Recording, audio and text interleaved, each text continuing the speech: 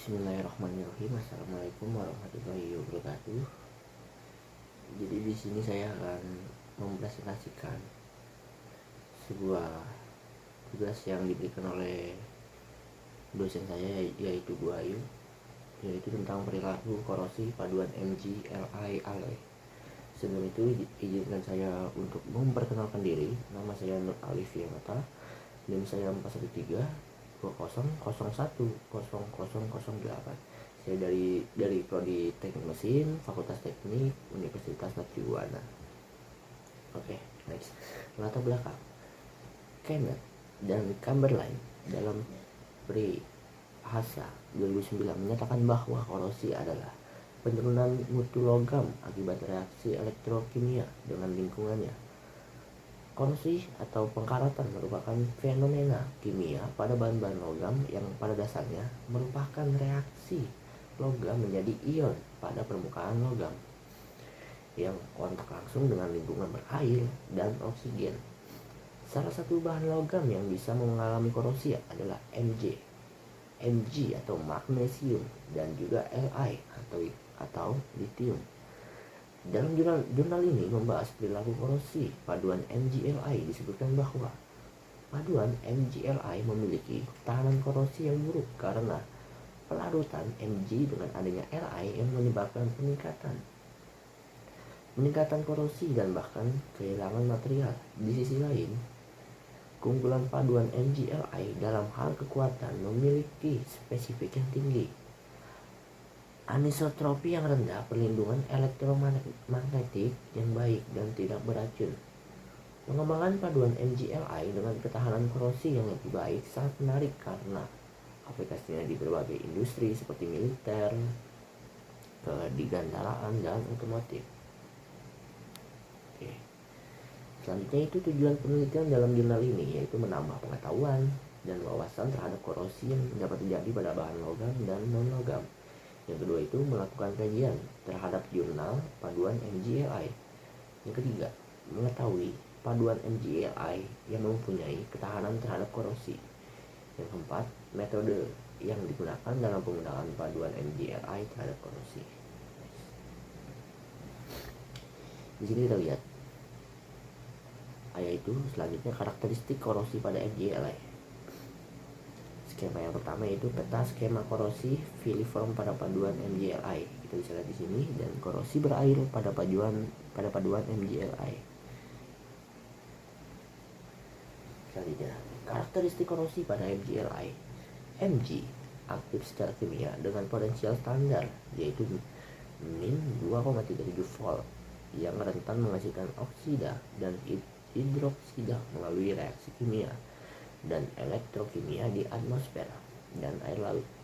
Paduan Mg lainnya seperti paduan MgAi dan MgZn biasanya memiliki laju korosi dalam larutan laci lebih besar daripada laju korosi intrinsik Mg sebesar 0,3 mm per A, dan laju korosi terbanyak berada di atas 1 mm per A. Li merupakan logam yang lebih aktif dibandingkan Mg dengan potensial standar minus 3,04 volt, sehingga lebih mudah menimbulkan korosi dan erosi yang lebih parah pada paduan MgLi. Karena kandungan Li yang berbeda, paduan MgLi menunjukkan struktur kristal yang berbeda, dan kandungan Li serta struktur kristal memainkan peran penting dalam perilaku korosi. Paduan MgLi yang pengaruhnya secara rinci dan kemajuan peneliti dirangkum di bawah ini. Telah ditunjukkan bahwa karakteristik perilaku korosi paduan MgLi terhadap waktu berbeda dengan paduan Mg tradisional. Next. Faktor terjadinya korosi pada paduan MgLi. Yang pertama itu konten Li.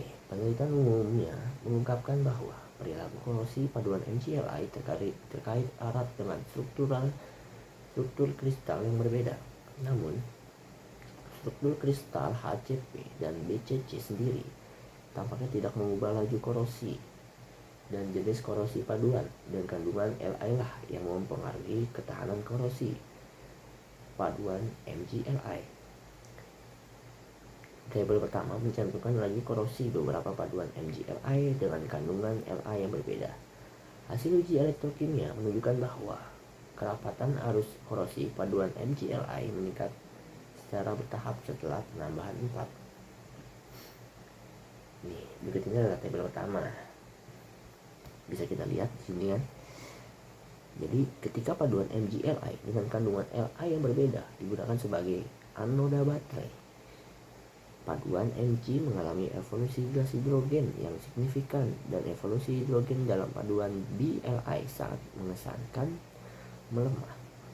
Berdasarkan hal di atas, maka dapat ditarik kesimpulan bahwa korosi perilaku paduan MgLi dengan kandungan Li rendah adalah mirip dengan paduan Mg tradisional. Li rendah adalah mirip dengan paduan Mg tradisional. Untuk paduan MgLi dengan kandungan Li sedang yang mana sering menyajikan struktur fase ganda galvanik korosi yang terjadi secara istimewa pada antarmuka adalah fokus perhatian serta korosi yang berbeda, jenis korosi yang berbeda dalam fase Mg dan Bli. Next, faktor terjadinya korosi pada paduan MgLi. Faktor apa saja? B. Ukuran butir. Ukuran butir memiliki dampak signifikan terhadap ketahanan korosi. Paduan MgLi umumnya laju korosi menurun dengan peningkatan ukuran butir. Distribusi ukuran butir yang tidak merata di dalam paduan juga dapat mempengaruhi kinerja korosinya. Pada paduan Mg1Li 1Ca yang diekstrusi, lapisan permukaan dengan butiran yang lebih halus menunjukkan ketahanan korosi yang lebih baik dibandingkan dengan lapisan dalam dengan butiran yang lebih kasar. Perbedaan elektrokimia antara lapisan dan dalam dan luar butiran dengan ukuran berbeda dan menyebabkan korosi mikrogalvanik. Yang C. Orientasi butir. Orientasi butir secara signifikan mempengaruhi perilaku korosi. Paduan MgLi, orientasi kristalografi butiran mempengaruhi laju korosi dan pembentukan lapisan oksida. Bidang basal 0,0001 umumnya lebih tahan korosi dibandingkan dengan bidang kristal lainnya. Bidang prismatik lebih rentan terhadap erosi korosi. Laju korosi meningkat sesuai urutan bidang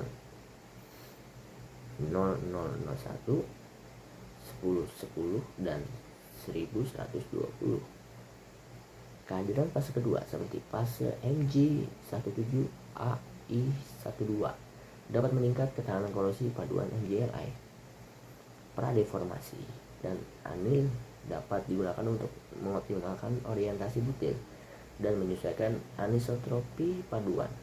Tekstur paduan dapat dimodifikasi untuk mengurangi jumlah bidang prismatik energi permukaan tinggi sehingga meningkatkan ketahanan korosi.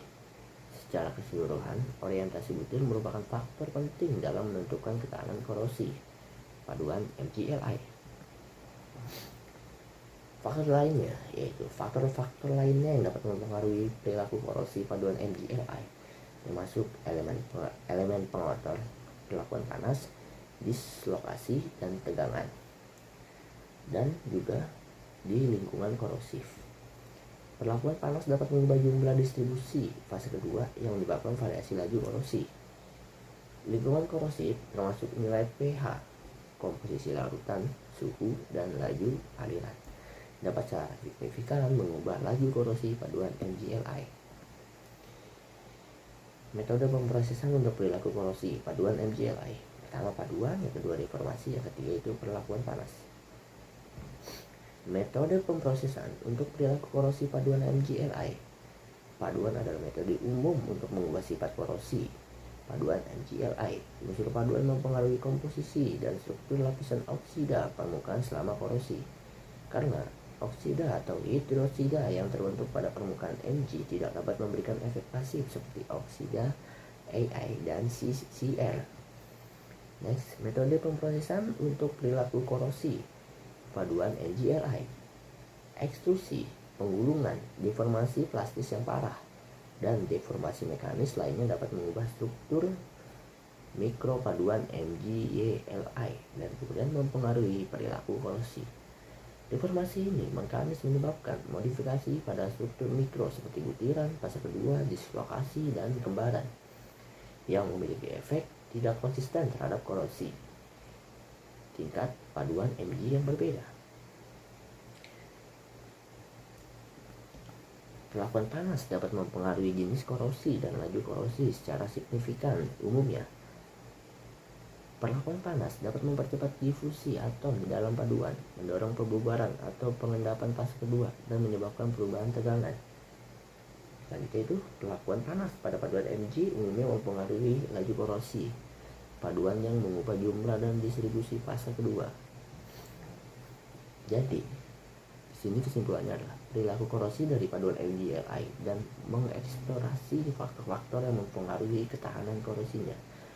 Ini mencakup topik-topik seperti struktur mikro, lapisan permukaan, metode pemprosesan, dan pengaruh ukuran butir, orientasi, fase kedua, dan lapisan permukaan pada kinerja korosi. Artikel ini juga membahas mekanisme korosi paduan MgLi dan memberikan saran untuk meningkatkan ketahanan korosinya. Sekian dan terima kasih. Bila ada kata-kata yang kurang berkenan bagi yang menonton video ini, mohon maaf. Dan kondisi saya juga sedang tidak sehat dalam membuat video ini, mohon dimaafkan. Singkat cerita, wassalamualaikum warahmatullahi wabarakatuh.